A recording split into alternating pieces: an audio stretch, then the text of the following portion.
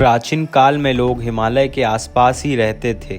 वेद और महाभारत पढ़ने पर हमें पता चलता है कि आदिकाल में प्रमुख रूप से ये जातियां थीं। देव, दैत्य, दानव, राक्षस, यक्ष, गंधर्व, अप्सराएं, पिशाच, सिंध, किन्नर, चारण, भाट, किरात, रीछ, नाग, मानव, वानर आदि। इनमें से कुछ जातियां अलौकिक शक्तियों से संपन्न होती थीं। नाग जाति भी अलौकिक जातियों में से एक थी। नागों में सबसे महत्वपूर्ण नाग शेषनाग थे। शेषनाग क्या 1000 फन वाले सांप थे या एक मनुष्य, यह शोध का विषय हो सकता है। हालांकि कई जगहों पर उन्हें एक पुरुष के रूप में भी चित्रित किया गया है।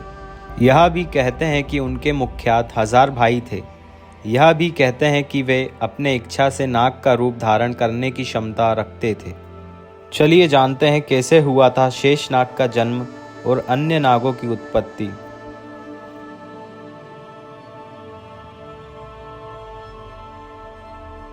कद्रू दक्ष प्रजापति की कन्या और महर्षि कश्यप की पत्नी थी।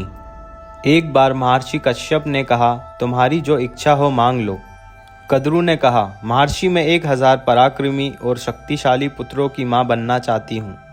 जब विंता को यह बात पता चली तो उसने महर्षि से वर मांगा कि हे स्वामी, मुझे तो एक ही पुत्र चाहिए, मगर वह पुत्र इतना ताकतवर हो कि कद्रू के सभी पुत्रों का नाश कर सके। महर्षि ने दोनों पत्नियों को उनकी इच्छा स्वरूप वरदान दे दिया। इसके फल स्वरूप कद्रू ने 1000 अंडे दिए और विंता ने गरुण को जन्म दिया। कद्रू के अंडों में से आगे चलकर सांप निकले और इस तरह सर्पवंश की उत्पत्ति हुई। ऋषि कश्यप की पत्नी कद्रू के हजारों पुत्रों में सबसे बड़े और सबसे पराक्रमी शेषनाग ही थे। शेषनाग ने अपनी मां कद्रू और अपने भाइयों का साथ छोड़ दिया और उन्होंने ब्रह्मा जी की कठोर तपस्या की। ब्रह्मा जी ने प्रसन्न होकर उन्हें वरदान दिया और उन्हें पाताल लोक का राजा बना दिया। इसके अलावा उन्होंने भगवान विष्णु का सेवक बनना ही अपना सबसे बड़ा पुण्य समझा।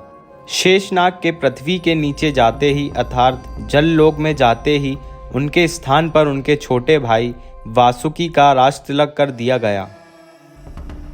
नाग जाति के लोगों को वैसे पाताल का वासी माना जाता है। धरती पर ही 7 पातालों का उल्लेख पुराणों में मिलता है। ये 7 पाताल हैं अतल, वितल, सुतल, तलातल, महातल, रसातल और पाताल।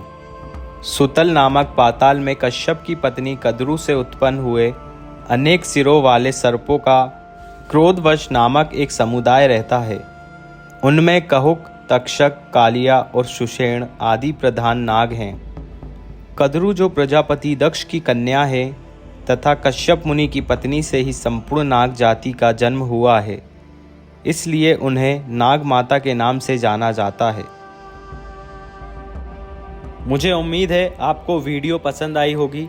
वीडियो कैसी लगी नीचे दिए गए कमेंट बॉक्स में ज़रूर बताएं और हाँ, वीडियो को लाइक करें और अपने दोस्तों के साथ शेयर करें। दोस्तों, फिर मिलेंगे एक नई अनसुनी पौराणिक कथा के साथ। जब तक के लिए इस चैनल को सब्सक्राइब करना ना भूलें।